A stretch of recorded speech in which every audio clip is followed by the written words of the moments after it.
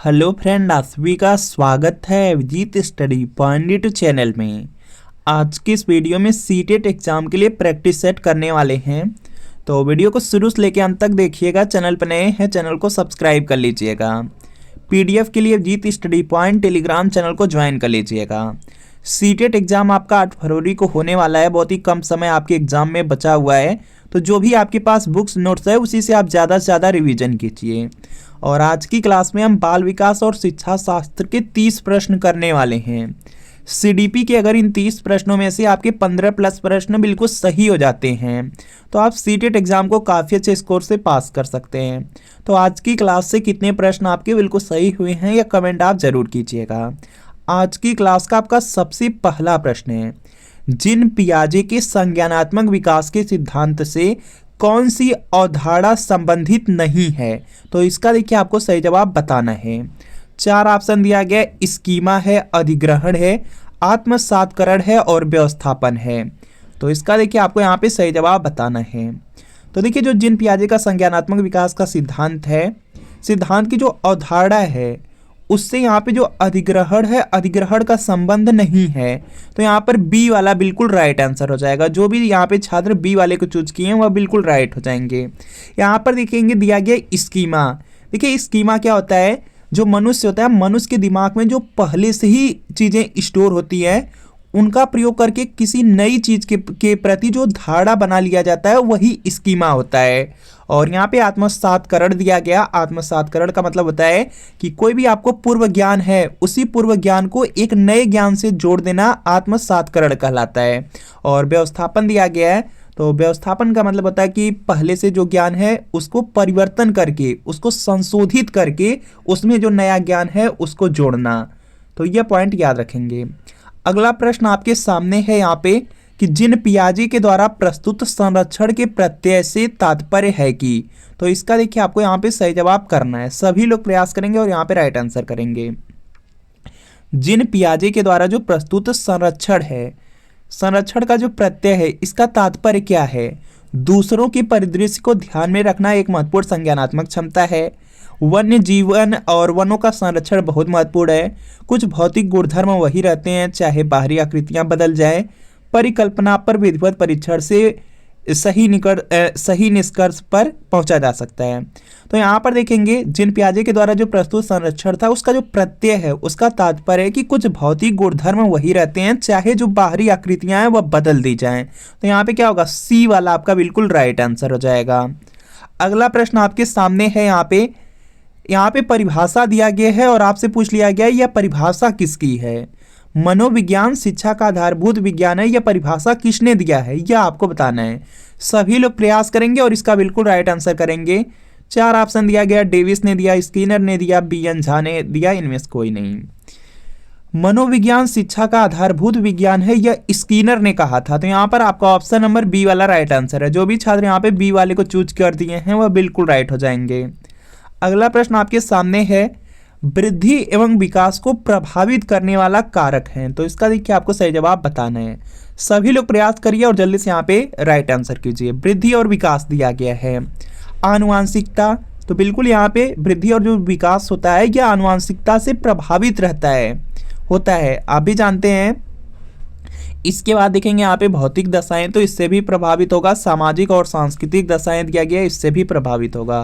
तो उपरोक्त तो सभी वाला हो जाएगा जो कि डी में दिया गया है। तो डी वाला बिल्कुल राइट आंसर हो जाएगा, डी। इसके बाद देखेंगे नेक्स्ट प्रश्न है, निम्नलिखित में से किसका विकास किशोरावस्था में नहीं होता? तो इसका देखिए आपको सही जवाब बताना है। सभी लोग प्रयास करेंगे और इसका राइट आंसर करेंगे। 4 ऑप्शन दिया गया है। यहाँ पे पहला तो है अहम केंद्रिकता है, दूसरा अभिरुचियां है, तीसरा तर्क शक्ति है, चौथा प्रेक्षण की योग्यता है। तो जल्दी से प्रयास करिए और राइट आंसर कीजिए। तो यहाँ पर देखेंगे जो किशोरावस्था है, किशोरावस्था में जो अहम केंद्रिकता है इसका यहाँ पे विकास नहीं होता है। जो यहाँ पे अहम केंद्रिता है इसका विकास नहीं हुआ रहता है। तो यहाँ पे क्या होगा, ई वाला बिल्कुल राइट आंसर हो जाएगा। जो अहम केंद्रिता है या केंद्रिकता है यह गुण शैशवावस्था में होता है, शैशवावस्था में होता है लेकिन किशोरावस्था में नहीं। तो यहाँ पे क्या होगा, ई वाला आपका राइट आंसर होगा। अगला प्रश्न आपके सामने है यहाँ पे यहाँ पे नेक्स्ट प्रश्न आपका है कि अभिप्रेरणात्मक चक्र के 3 महत्वपूर्ण घटक कौन से हैं। तो इसका देखिए आपको सही जवाब बताना है। सभी लोग प्रयास करेंगे और यहाँ पे राइट आंसर करेंगे। प्रेरणात्मक चक्र का जो 3 महत्वपूर्ण घटक है उसमें देखेंगे आपका आ जाएगा आवश्यकता, अंतर्नोद और प्रोत्साहन। तो यहाँ पे क्या होगा, आवश्यकता, अंतर्नोद और प्रोत्साहन, यही अभिप्रेरणात्मक चक्र के 3 महत्वपूर्ण घटक हैं। तो यहाँ पे बी वाला बिल्कुल राइट आंसर हो जाएगा। इसके बाद देखेंगे नेक्स्ट है आपका यहाँ पे प्राथमिक संवेग है। तो इसका देखिए आपको सही जवाब बताना है। सभी लोग प्रयास करेंगे, जल्दी से आंसर करेंगे। प्राथमिक संवेग क्या क्या हैं। तो यहाँ पे इसका राइट आंसर हो जाएगा गर्व, भय, ग्लानि। यह क्या है आपके प्राथमिक संवेग हैं। तो यहाँ पे क्या हो जाएगा आपका, यहाँ पर देखेंगे गर्व, भय और ग्लानि, जो कि दिया गया है आपके ऑप्शन नंबर सी में। तो सी वाला बिल्कुल यहाँ पे क्या होगा, राइट आंसर हो जाएगा। इसके बाद देखेंगे नेक्स्ट आपका है यहाँ पे नेक्स्ट प्रश्न आपका दिया गया है, एक शिक्षक को ऐसी गतिविधियों की योजना बनानी चाहिए जो शिक्षार्थियों के बीच यहाँ पे डॉट डॉट उत्पन्न करती है। तो इसका देखिए आपको सही जवाब करना है, जल्दी से प्रयास कीजिए। चिंता या बोरियत या जिज्ञासा या हतोत्साहन। तो देखिए दिया गया है एक शिक्षक को ऐसी गतिविधि की योजना बनानी चाहिए जो शिक्षार्थियों के बीच जिज्ञासा उत्पन्न करती है, मतलब जानने की इच्छा उत्पन्न करती हो। तो यहाँ पे क्या होगा, सी वाला राइट आंसर हो जाएगा। अगला प्रश्न आपके सामने है यहाँ पे अर्थपूर्ण सीखना। तो इसका देखिए आपको सही जवाब बताना है। अर्थपूर्ण सीखना क्या है, यह विद्यार्थियों के परिवेश के साथ सक्रिय अंतःक्रिया द्वारा होता है। जो अर्थपूर्ण सीखना होता है यह विद्यार्थियों के परिवेश के साथ सक्रिय अंतःक्रिया द्वारा होता है। तो यहाँ पे डी वाला राइट आंसर होगा। अगला प्रश्न आपके सामने है, निम्न में से कौन सा थॉर्नडाइक के सीखने के नियमों का हिस्सा नहीं है। तो इसका देखिए आपको सही जवाब बताना है। तो यह तो काफ़ी ईजी है, सभी लोग कर लेंगे। तो जल्दी से आप लोग प्रयास कीजिए कि इसका राइट आंसर क्या है। सभी लोग प्रयास करेंगे और इसका बताएंगे राइट आंसर क्या है। तो यहाँ पे जो थॉर्नडाइक के यहाँ पे सीखने के जो मुख्य नियम है, मुख्य नियम में आपका तत्परता का नियम है, अभ्यास का नियम है और प्रभाव का नियम है। यह 3 हैं। तो यहाँ पे कौन सा नहीं है पूछा गया है। तो यहाँ पे बी वाला राइट आंसर हो जाएगा। बी वाला क्या होगा, बिल्कुल यहाँ पे राइट आंसर हो जाएगा। इसके बाद देखेंगे नेक्स्ट प्रश्न आपका दिया गया है, यहाँ पर देखेंगे नेक्स्ट आपका दिया गया है कि कुर्ट लेविन के अनुसार समूह में जो परिवर्तन होते हैं उन्हें। तो इसका देखिए आपको सही जवाब बताना है। कुर्ट लेविन के अनुसार जो समूह में जो परिवर्तन होते हैं उन्हीं को यहाँ पे गतिशीलता कहते हैं। तो यहाँ पे सी वाला राइट आंसर होगा। अगला प्रश्न है कि पाठ्यक्रम निम्नलिखित में से शिक्षण के कौन से चर में आता है। तो इसका देखिए आपको सही जवाब बताना है। सभी लोग प्रयास करेंगे और इसका बिल्कुल राइट आंसर करेंगे। तो आप लोग भी जानते हैं कि शिक्षण के 3 चर होते हैं। तो उनमें यहाँ पे जो पाठ्यक्रम है वो किस में आता है यह आपको बताना है।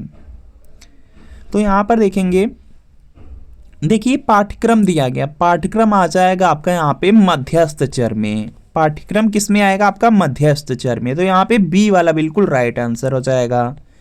इसके अलावा जो शिक्षण के यहाँ पे दिया गया है, शिक्षण के कौन से चर में आता है, तो यह मध्यस्थ चर में हो जाएगा। बाकी यहाँ पे जो आश्रित चर है, आश्रित चर में छात्र आते हैं। तो यह पॉइंट याद रखेंगे। बाकी यहाँ पे स्वतंत्र चर भी दिया गया, स्वतंत्र चर में शिक्षक आ जाते हैं। तो यह भी पॉइंट आपको याद रखना है। इसके बाद देखेंगे नेक्स्ट प्रश्न आपका दिया गया है और प्रयास करना है इसका राइट आंसर करने का कि मन का मानचित्र संबंधित है। तो इसका देखिए आपको सही जवाब करना है। सभी लोग प्रयास करेंगे और राइट आंसर करेंगे। मन का मानचित्र किससे संबंधित है। तो यहाँ पे हो जाएगा कि मन की क्रियाशीलता पर अनुसंधान से। तो यहाँ पे डी वाला राइट आंसर है। यहाँ पे डी वाला राइट आंसर है। अगला प्रश्न है कि निम्न में से कौन सी शिक्षण विधि प्रगतिवादी सिद्धांतों पर आधारित है। तो इसका देखिए आपको सही जवाब बताना है। सभी लोग प्रयास करिए और जल्दी से यहाँ पे राइट आंसर कीजिए। 4 ऑप्शन भी दिया गया, आगमन है, समस्या समाधान है, प्रश्नोत्तर है, निगमन है। निम्न में से कौन सी शिक्षण विधि है जो प्रगतिवादी सिद्धांत पर आधारित है।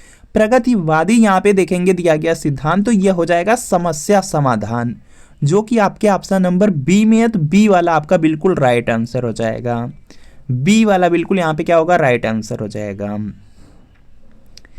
इसमें देखेंगे जैसे समस्या समाधान विधि आपकी आती है, इसके अलावा मानसिक उद्वेलन विधि आती है, खेल विधि भी यहाँ पे प्रगतिवादी सिद्धांत पर आधारित है। तो यह पॉइंट आप याद रखेंगे। अगला प्रश्न आपके सामने है यहाँ पे, विकास के परिप्रेक्ष्य में समय के साथ होने वाले परिवर्तनों में निम्न में क्या शामिल है। तो इसका देखिए आपको सही जवाब करना है। विकास के परिप्रेक्ष्य में समय के साथ होने वाले परिवर्तनों में निम्न में क्या शामिल है, तो यह दर हो जाएगा। तो यहाँ पे बी वाला राइट आंसर होगा, बी वाला क्या होगा, राइट आंसर होगा। अगला प्रश्न की समावेशित शिक्षा से अभिप्राय है। तो इसका देखिए आपको सही जवाब बताना है। समावेशी देखेंगे यहाँ पे दिया गया शिक्षा, इससे क्या यहाँ पे अभिप्राय है। इसमें दिया गया अनुसूचित जाति तथा यहाँ पे अनुसूचित जाति तथा अनुसूचित जनजाति के बच्चों की शिक्षा, तो सिर्फ इन्हीं की बात किया गया SC ST की, तो यह तो होगा नहीं समावेशी शिक्षा में। अपंग एवं सामान्य बच्चों की एक साथ शिक्षा, तो बिल्कुल सही हो जाएगा। जो समावेशी शिक्षा होता है उसमें सभी बच्चों को, चाहे किसी भी पृष्ठभूमि के हों या यहाँ पे कोई भी यहाँ पे दिव्यांगता है, और जो सामान्य बच्चे सबको एक साथ लेकर के चला जाता है समावेशी शिक्षा में। तो यहाँ पे क्या होगा, बी वाला बिल्कुल राइट आंसर हो जाएगा। इसके बाद देखेंगे नेक्स्ट प्रश्न आपका है यहाँ पे, कुसमायोजन का कौन सा तत्व विशेष रूप से निर्णय लेने से संबंधित है। तो इसका देखिए आपको सही जवाब बताना है। कुसमायोजन का कौन सा तत्व है जो विशेष रूप से निर्णय लेने से संबंधित है। तनाव, कुंठा, चिंता, द्वंद्व। तो इसका देखिए आपको सही जवाब बताना है। सभी लोग प्रयास करिए, जल्दी से आंसर कीजिए। तो यहाँ पे हो जाएगा द्वंद्व, डी वाला राइट आंसर है। अगला प्रश्न आपके सामने है कि एक बालक की जो शैक्षिक उपलब्धि है वह 70 से कम है, उस बालक को कहा जा सकता है। तो इसका देखिए आपको सही जवाब करना है। देखिए यहाँ पे जो शैक्षिक उपलब्धि है वह 70 से कम है, 70 से कम रहने पर वह पिछड़ा बालक के अंतर्गत आ जाएगा। तो यहाँ पे क्या होगा, आपका ऑप्शन नंबर यहाँ पे ई वाला बिल्कुल राइट आंसर हो जाएगा, पिछड़ा बालक के अंतर्गत आएगा। इसके बाद देखेंगे नेक्स्ट प्रश्न आपका दिया गया है, ध्वनि, लय और शब्दों के अर्थ के प्रति सचेतना किस बुद्धि के मूल हैं। तो इसका देखिए आपको सही जवाब बताना है। तो यह सब आ जाएंगे आपके भाषिक के अंतर्गत। ध्वनि, लय और शब्दों के अर्थ के प्रति जो सचेतना है यह किस बुद्धि के मूल है, तो यह भाषिक के अंतर्गत आते हैं। तो सी वाला राइट आंसर है। अगला प्रश्न आपके सामने है कि सामान्य बुद्धि वाले बालक प्रायः किस अवस्था में बोलना सीख जाते हैं। तो इसका देखिए आपको सही जवाब बताना है। तो यहाँ पे इसका राइट आंसर हो जाएगा, जो सामान्य बुद्धि वाले बालक हैं वह प्रायः देखेंगे 11 माह की अवस्था में बोलना सीख जाते हैं। तो यहाँ पर आपका ऑप्शन नंबर ए वाला बिल्कुल राइट आंसर हो जाएगा। इसके बाद देखेंगे नेक्स्ट है आपका प्रश्न, यहाँ पे नेक्स्ट है कि बचपन की सांप्रतिक दृष्टिकोण की मान्यता है। तो इसका देखिए आपको सही जवाब बताना है। तो यहाँ पे इसका राइट आंसर हो जाएगा, बचपन वृद्धि और परिवर्तन की एक अनूठी यहाँ पे क्या है, अवधि है। तो यहाँ पे डी वाला राइट आंसर होगा। अगला प्रश्न आपके सामने है कि सीखने की प्रक्रिया में जो सीखने का स्थानांतरण है वो हो सकता है। तो इसका देखिए आपको सही जवाब बताना है। सीखने की प्रक्रिया में आप लोग जानते हैं कि सीखने का स्थानांतरण होता है या किस किस टाइप के हो सकते हैं यह आपको बताना है। तो आप लोग भी जानते हैं कि जो सीखने का स्थानांतरण होता है उसमें देखेंगे सकारात्मक भी होता है, नकारात्मक भी होता है और शून्य स्थानांतरण भी होता है। तो यहाँ पे क्या होगा, डी वाला आपका बिल्कुल राइट आंसर होगा। ये सब के सब सीखने के स्थानांतरण के अंतर्गत आते हैं। अगला प्रश्न आपके सामने है कि प्रेक्षणात्मक अधिगम संप्रत्यय द्वारा दिया गया था। किसके द्वारा दिया गया था, यह प्रश्न है। तो यहाँ पे जो प्रेक्षणात्मक अधिगम संप्रत्यय है यह इसको बंडुरा ने दिया था। तो यहाँ पे बी वाला राइट आंसर हो जाएगा। अगला प्रश्न आपके सामने है कि निम्न में से कौन सा युग्म है जो सही नहीं है। तो इसका देखिए आपको सही जवाब बताना है। सभी लोग प्रयास करेंगे और इसका करेंगे यहाँ पे राइट आंसर। इसमें से कौन सा आपका यहाँ पे सही नहीं है यह आपको बताना है। तो प्रयास करिए और जल्दी से यहाँ पे आंसर कीजिए। देखिए दिया गया है आपका यहाँ पे सीखने का उद्दीपक अनुक्रिया सिद्धांत। तो यह थार्डाइक ने दिया था। यह तो आपका बिल्कुल कंफर्म है कि उद्दीपक अनुक्रिया का जो सिद्धांत है वह थार्डाइक ने ही दिया था। और जो क्रिया प्रसूत अनुबंधन सिद्धांत है वह स्किनर ने दिया था। और यहाँ पे BF स्किनर दिया गया है, तो यह भी आपका सही है। और जो सीखने का क्लासिकल सिद्धांत है उसको पावलोव ने दिया था। तो यह भी आपका यहाँ पे सही है। तो यहाँ पे क्या हो जाएगा, यहाँ पर देखेंगे यह तीन तो आपके सही है लेकिन सही नहीं वाला पूछा गया है, तो यहाँ पे डी वाले को कर देंगे। तो डी वाला क्या होगा, राइट आंसर हो जाएगा। इसके बाद देखेंगे नेक्स्ट प्रश्न आपका यहाँ पर है यहाँ पे नेक्स्ट प्रश्न आपका है कि पाठ्य सहगामी क्रियाएं मुख्यतः संबंधित हैं, तो इसका देखिए आपको सही जवाब बताना है। और यहाँ पे इसका जो राइट आंसर है यह देखेंगे हो जाएगा, देखिए दिया गया पाठ्य सहगामी क्रियाएं, तो यह देखेंगे छात्रों के सर्वांगीण विकास से संबंधित हैं। छात्र के सर्वांगीण विकास से, सर्वांगीण विकास में सभी तरह के विकास आ जाएंगे, जैसे शारीरिक, मानसिक, चारित्रिक, नैतिक, सबके सब प्रकार के विकास आ जाएंगे। तो यहाँ पे बी वाला बिल्कुल राइट आंसर होगा। अगला प्रश्न आपके सामने है यहाँ पे कि निम्नलिखित में से कौन सा विकास का सिद्धांत नहीं है, तो इसका देखिए आपको सही जवाब बताना है। सभी लोग प्रयास करेंगे और इसका राइट आंसर करेंगे। सभी लोग प्रयास करिए और यहाँ पे राइट आंसर कीजिए। तो यहाँ पे जो परस्पर संबंध का सिद्धांत है यह देखेंगे विकास का सिद्धांत है। पहला तो है निरंतर विकास का सिद्धांत, यह तो आप लोग जानते ही हैं कि निरंतर जो विकास का सिद्धांत है यह विकास का ही सिद्धांत है। लेकिन यहाँ पर देखेंगे दिया गया अनुकूलित प्रत्यावर्तन सिद्धांत दिया गया है, तो यह नहीं है। बाकी यहाँ पे जो समान प्रतिमान का सिद्धांत है यह भी विकास का ही सिद्धांत है, तो नहीं वाला पूछा गया है, तो यहाँ पे सी वाला राइट आंसर हो जाएगा। इसके अलावा बहुत सारे यहाँ पे और भी विकास के सिद्धांत है, जैसे यहाँ पे विकास की दिशा का सिद्धांत होता है, निरंतर विकास का सिद्धांत तो यहाँ पर दिया गया है, इसको जानते ही हैं। और यहाँ पर देखेंगे परस्पर संबंध का सिद्धांत दिया ही गया है। बाकी यहाँ पे समान प्रतिमान का सिद्धांत होता है, यह भी दिया गया है।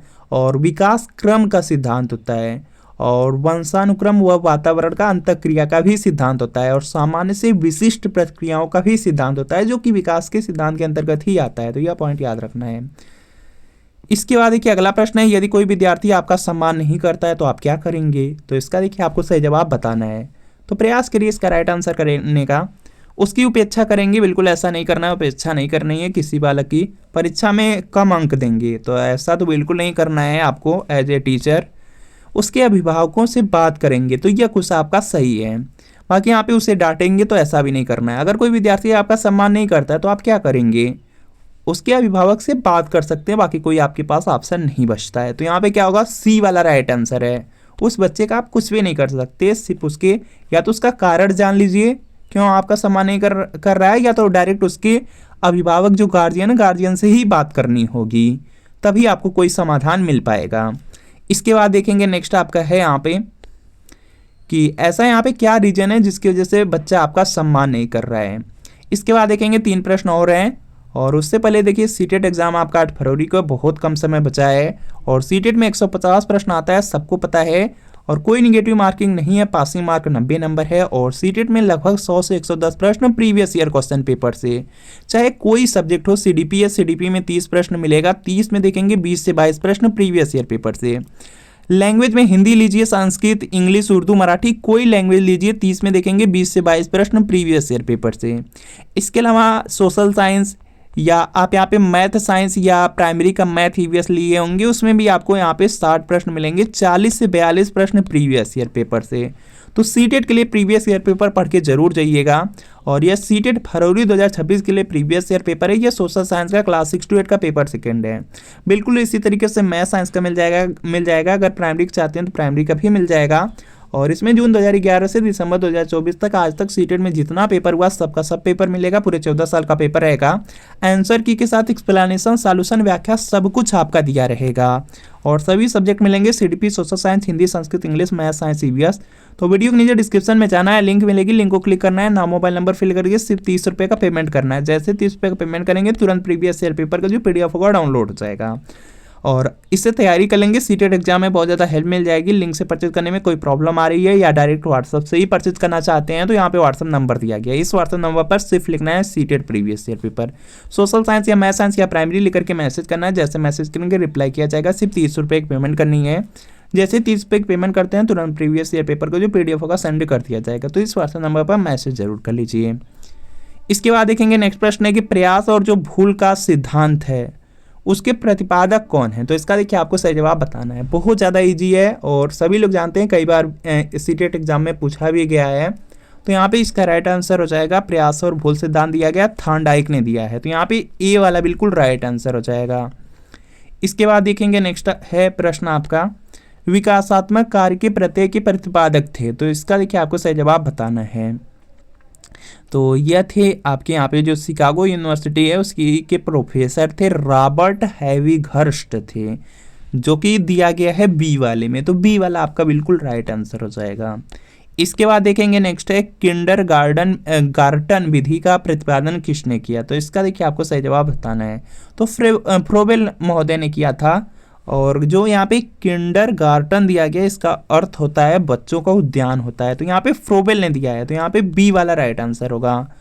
तो फ्रेंड आपको बताना है कि इन 30 प्रश्नों में कितने प्रश्न आपके बिल्कुल सही हुए हैं, क्या कमेंट आप लोग जरूर कीजिएगा। वीडियो अच्छा लगा हो वीडियो को लाइक कर दीजिए, चैनल पर नए हैं चैनल को सब्सक्राइब कर लीजिए। और सीटेट के प्रीवियस ईयर पेपर को लेने के लिए इस व्हाट्सएप नंबर पर एक बार मैसेज जरूर कर लीजिए और एग्जाम से पहले लेकर के इसको पढ़ जरूर लीजिए। तो मिलते हैं फ्रेंड आपसे नेक्स्ट वीडियो में।